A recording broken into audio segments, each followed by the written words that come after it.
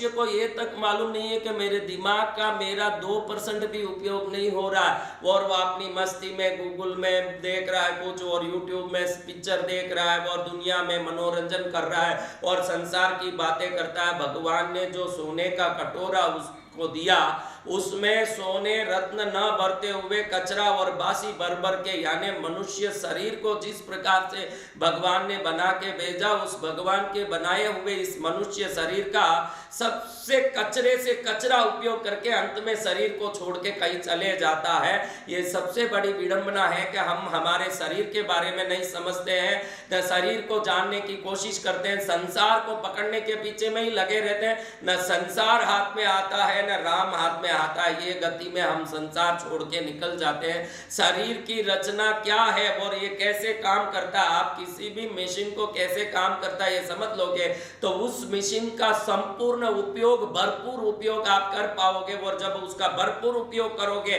तो उसका भरपूर फायदा भी आपको होगा। आपने लैपटॉप चलाना सिखा लिया, कंप्यूटर चलाना सीख लिया, मोबाइल चलाना सीख लिया, घर गृहस्थी चलाना सीख लिया, स्वयं का संचालन कैसे होता है और स्वयं के संचालन से संपूर्ण विश्व का आकर्षण कैसे होता, ये नहीं समझा। जो खुद को नहीं समझा वो किसी को नहीं समझा। ज्ञानी क्यों ऐसे कहते हैं, आज आप समझ लिए होंगे कि हमने कश्मीर समझा,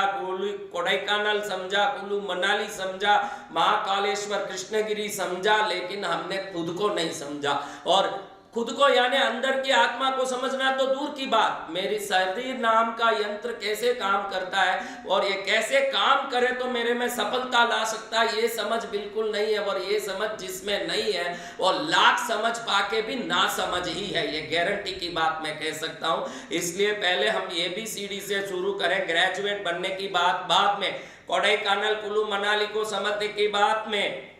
महाकालेश्वर को कृष्णगिरी को समझने के बाद में पहले खुद को समझेंगे। जो स्वयं को समझा वो ईश्वर को समझा हुआ है, और जो स्वयं को ना समझा वो संसार से दूर है। इस बात